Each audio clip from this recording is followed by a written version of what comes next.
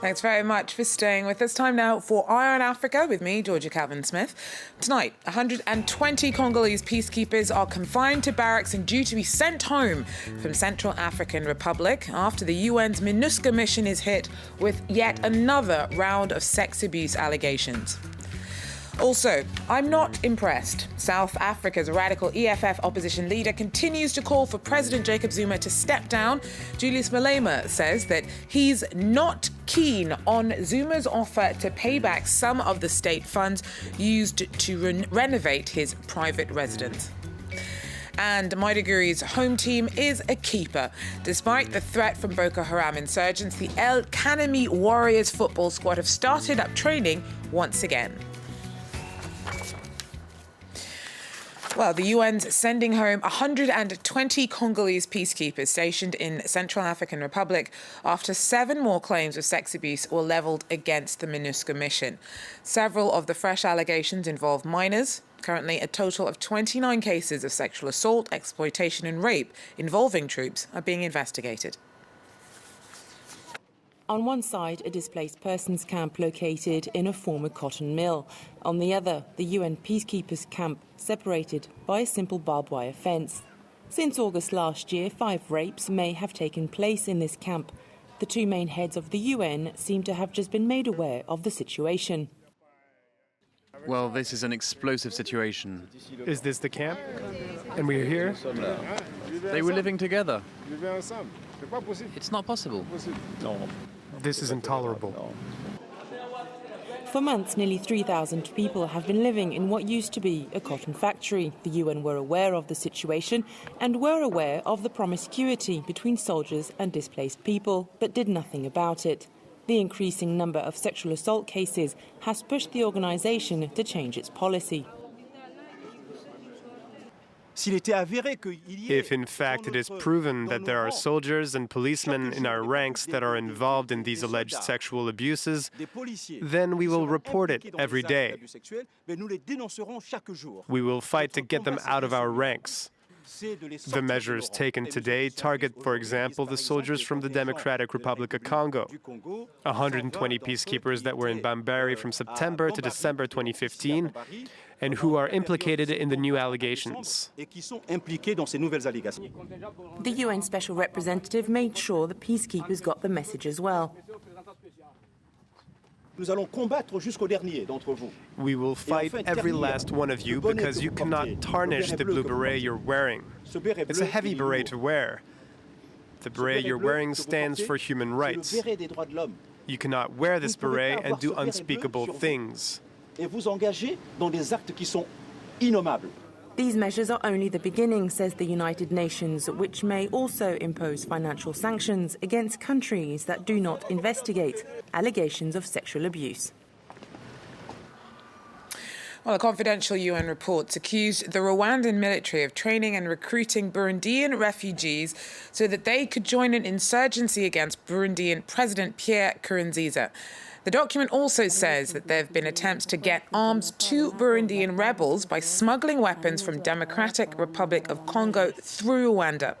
Congolese authorities reportedly arrested Rwandan and Congolese civilians and 2 Congolese officers on smuggling charges at the end of last year. Nkurunziza's re-election for a 3rd term sparked a violent crisis in Burundi last year. Rwanda's dismissed the accusations against Kigali. In South Africa, the leader of the EFF opposition party remains sceptical about the reasons for President Jacob Zuma's offer to pay back some of the millions of euros of public money spent on doing up his private pad. Julius Malema is still calling for Zuma to step down.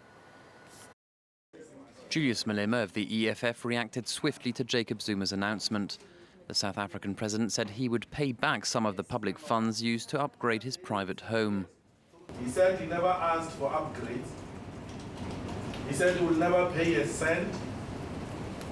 Today he comes and says, oh, I will pay. Because he thinks by agreeing to pay, he will buy time. Zuma must leave the office of the president. Last year, Jacob Zuma was much more defiant about the state-funded improvements to his home worth around 20 million euros. Never I've ever thought on the date when I will pay back the money. Firstly, there's no money that I'm going to be paying back without a determination by those who are authorized to do so as recommended by the public protector. Analysts say Zuma is now trying to end the 2-year Candler scandal. Among the supposed security upgrades at his home are a swimming pool described as a firefighting facility, a chicken run, a cattle enclosure, an amphitheatre and a visitors' centre. Zuma's change of position comes just a few days before a constitutional court hearing on this issue next week. The scandal could damage the ANC ruling party's results in the municipal elections expected after May. The head of the airline operating a plane damaged by an explosion over Somalia on Tuesday has said that traces of explosives may have been found. The results aren't conclusive, but lend weight to speculation that a bomb blew a hole in the Airbus 321 shortly after takeoff from Mogadishu. The Serbian pilot did manage to land it and said that he thought the blast was caused by a bomb. Meanwhile, Somalia's confirmed that missing passengers died. The body of a man thought to have been sucked out of the plane had earlier reportedly been found in a Somali town. Uber drivers in Nairobi face a violent backlash from traditional cabbies. The app-based taxi service has been eagerly picked up by customers, but drivers outside of the scheme have been accused of harassing and attacking Uber chauffeurs. Taxi drivers have issued an ultimatum to the government, threatening to bring traffic to a standstill if Uber isn't shut down by next Wednesday.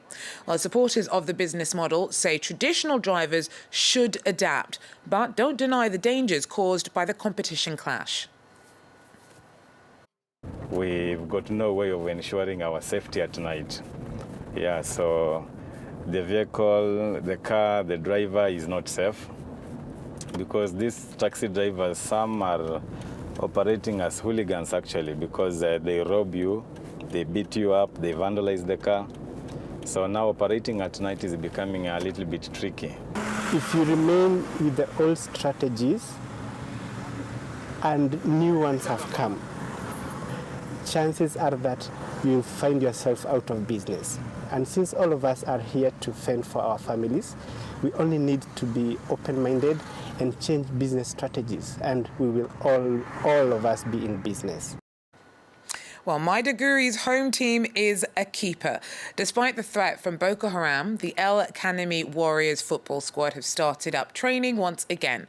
They're hoping that their display of spirit in the face of adversity and gains made against the insurgents may mean that the Nigerian Football Federation may soon allow Maiduguri to host games once more. They're used to battles on the football field, but off the pitch, the Kanemi Warriors have come up against a truly deadly opponent. That's because their home ground is in Maiduguri in northeast Nigeria, the home of Boko Haram. After 2 seasons without a home game, they've now resumed training in the city. When there's no peace, there's no football. You can bring football to bring about peace in the community. So by the special grace of God, after 1 or 2 matches away, we should come back to Maiduguri and play, so that the people of the community should be happy that their football has brought peace back to the state. The government claimed in December to have largely won the fight against the Islamists. But areas near Maiduguri continue to be hit by gun, bomb and suicide attacks, with 85 people killed over the weekend. Despite the unrest, the team is optimistic about the future. We are hoping and aspire for a continental ticket. The town is peaceful.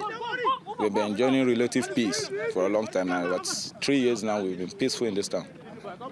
You only hear about attacks outside Maiduguri, not inside Maiduguri. The Warriors have their own army of die-hard fans who have repeatedly risked their lives to support their favourite players during many away games. Spirits are high knowing the team may soon play at home once again. Everybody is feeling happy that our team is returning back to home. For almost 3 years, we didn't see our darling team. And instead of always we are on our way to Kano, from Kano to Kasina, always going to and fro. Officials are trying to convince the Nigeria Football Federation and, crucially, the 19 other clubs in the country's top division that Maiduguri is safe. The return of football here would be a relief for players and fans.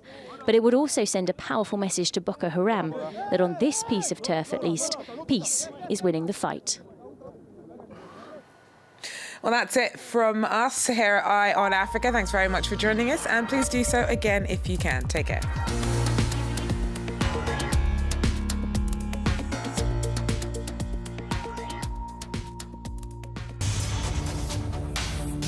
You love watching France 24 in English. Analysis from France 24. I'm Marco In. These are the main world news. To the border with Algeria. Huge lines since this morning to answer that question. But France 24 is also available in French. 14h à Paris, bonjour à tous, bienvenue si vous nous rejoignez sur France 24 Paris.